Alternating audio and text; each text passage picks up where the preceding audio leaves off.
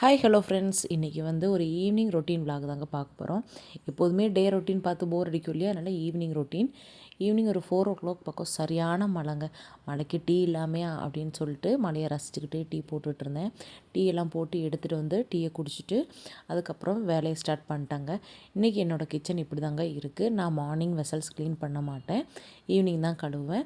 Evening ஃபுல்லாக clean பண்ணிவிட்டு என் kitchen counter top எல்லாத்தையுமே தொடச்சிட்டு குளிக்கிறதுக்கு வெந்நியும் போட்டுட்டேன். அந்த கேப்பில் நைட்டு டின்னருக்கு தக்காளி சட்னி அரைக்கலாம் அப்படின்னு சொல்லிட்டு அதுக்கும் ரெடி பண்ணிகிட்டு இருந்தாங்க. தக்காளி சட்னிலாம் வதக்கி வச்சுட்டு குளிச்சுட்டு வந்து அப்படியே விளக்கேற்றி சாமி கும்பிட்டு ஃப்ரெஷ்அப் ஆயாச்சு. இன்றைக்கி நல்ல ஒரு டிவோஷனல் வைப்னே சொல்லலாம்.